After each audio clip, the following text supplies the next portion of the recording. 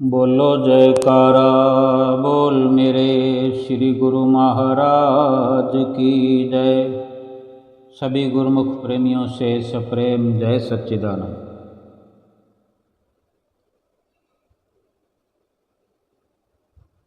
जो भी गुरुमुख प्रेमी भगवान के अनन्य भक्त होते हैं, सतगुरु के चरणों में जिनका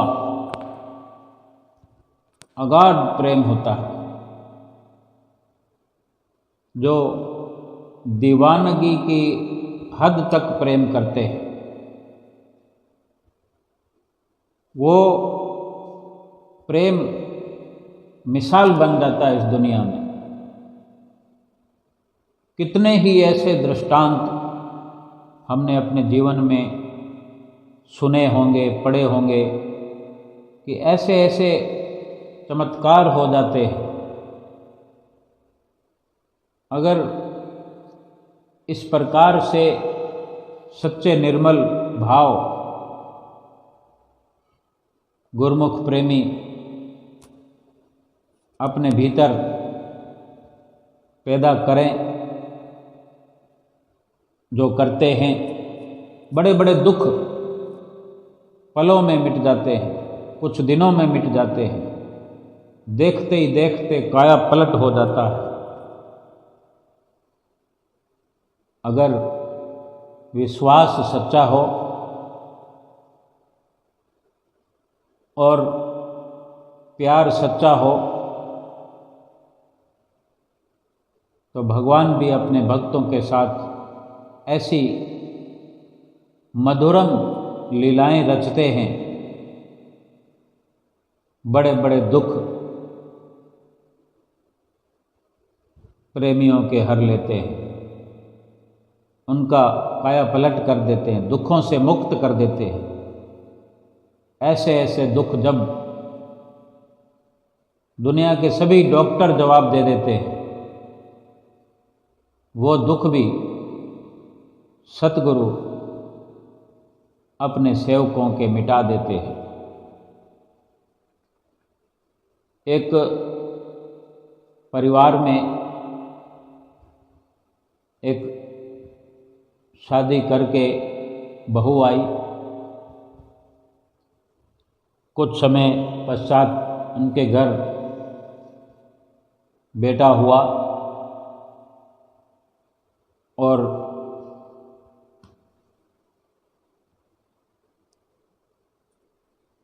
पता चला कि वो बच्चा बोलता नहीं है। डॉक्टरों को दिखाना शुरू किया। अब कोई जन्मजात अगर ऐसी बीमारी होती है तो फिर माँ बाप के लिए, परिवार के लिए तो तभी से ही मुसीबतों का पहाड़ टूट पड़ता है। और ये ऐसी बीमारी ना बोलने वाली, जिसको इलाज का भी असर ना होता हो, ऐसी कमी थी कि डॉक्टर पहले तो कहते रहे कि अभी थोड़ा बड़ा हो जाए, क्योंकि अभी तो जन्म ही हुआ है, पूरा पता भी नहीं लग पाता उस वक़्त। जैसे जैसे बड़ा होने पर हर कोई डॉक्टर अपनी अपनी अटकलें लगाते हैं। इलाज भी अगर होता है तो वो तीर तुक्कों जैसा साबित होता है। फिर कुछ सालों का हुआ तो धीरे धीरे ऐसा हुआ कि सभी डॉक्टर जवाब देते चले गए और वो परिवार निराश हो गया। परिवार में चाहे माता पिता हैं, दादा दादी हैं, सब निराश हो गए। और इतना दुख जहाँ हो तो फिर कुछ कहा नहीं जा सकता कि किस प्रकार जीवन व्यतीत होता है जिस माता पिता का बच्चा बोलता ना हो। एक दिन वो जो बहू है उस बच्चे की माता, उसने मन बनाया कि मेरे श्री गुरु महाराज जी बड़े दयालु हैं, पार ब्रह्म परमेश्वर का अवतार है, लेकिन सबसे बड़ा होता है विश्वास। उसका ये विश्वास भीतर ही भीतर बड़ा होता चला गया और अपने सद्गुरु से ये सवाल नहीं किया, बल्कि एक उम्मीद अपने भीतर ये पाल ली कि ऐ सतगुरु, आप चाहें तो क्या नहीं कर सकते।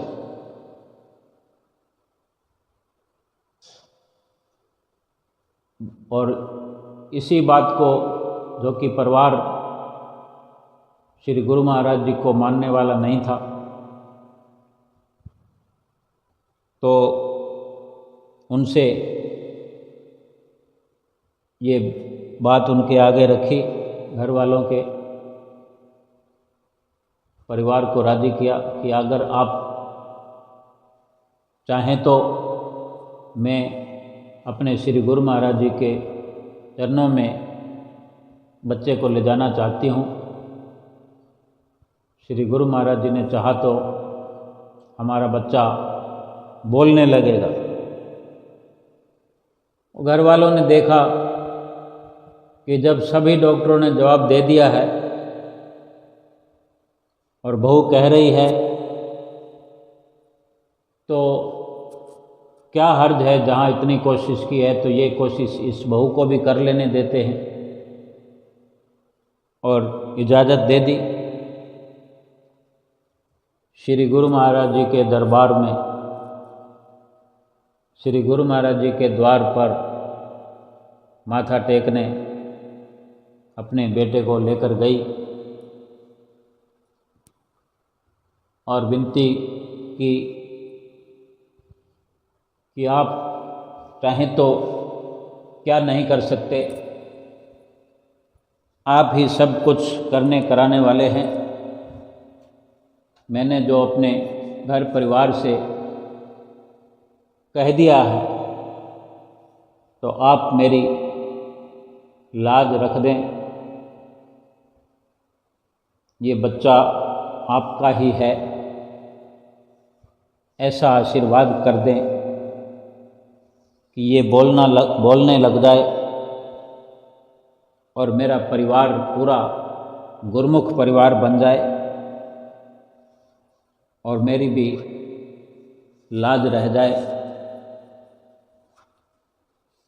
मैं आपके द्वारा बताए सभी नियम अपना करके आपके नक्शे कदम पर जीवन भर चलती रहूँगी और ये बच्चा भी आपके नक्शे कदम पर सदा भक्ति में लीन रहेगा। ऐसा प्रयास मैं जीवन भर करूँगी। इस प्रकार से अपने निर्मल भाव अपने सतगुरु के चरणों में रख दिए और कुछ बार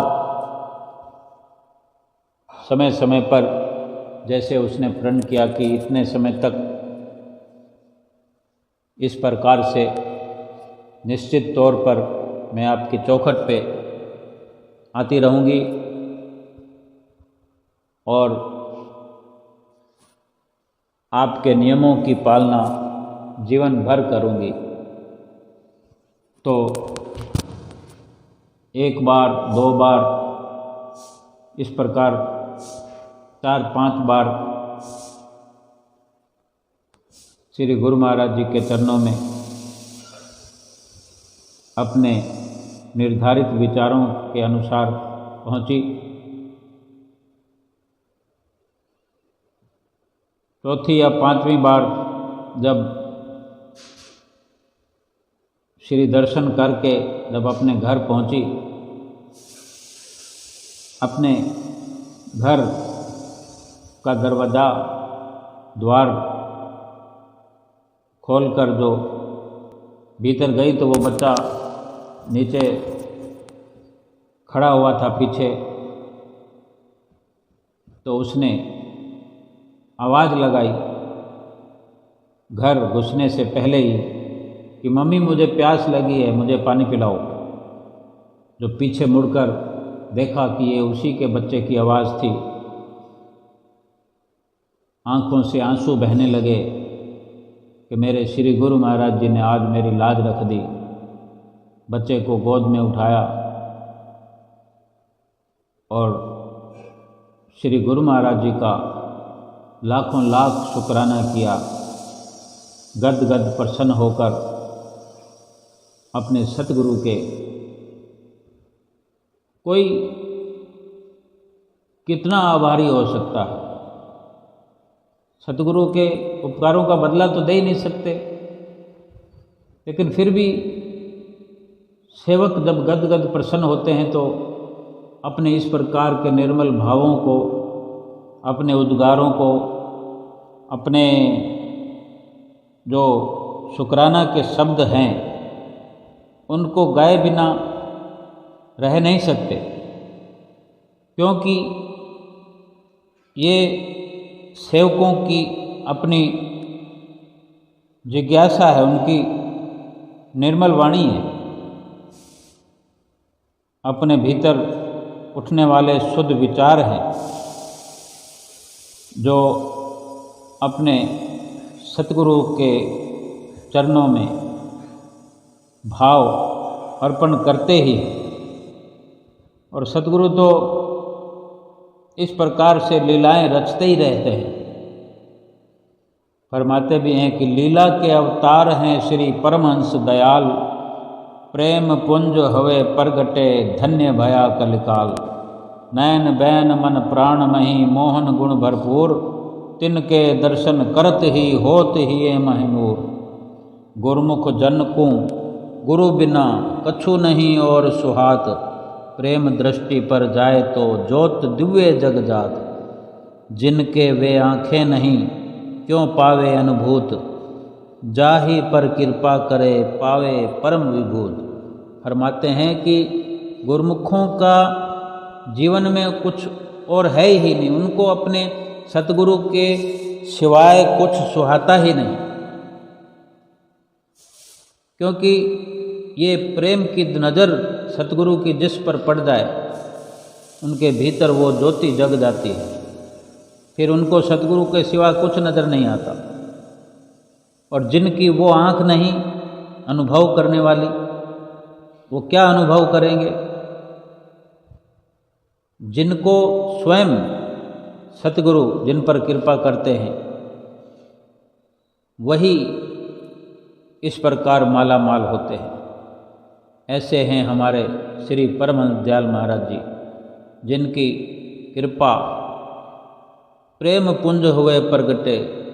ये कलिकाल में अवतरित होकर हम गुरुमुखों के लिए एक भक्ति का जो रास्ता चलाया है, ये भक्ति करने का जो हमें रास्ता बताया है, हम आभारी हैं अपने सतगुरु के कि इस कली काल में दूर दूर तक जहाँ कोई सहारा नज़र नहीं आता, कोई अपना नज़र नहीं आता, सतगुरु ने कृपा करके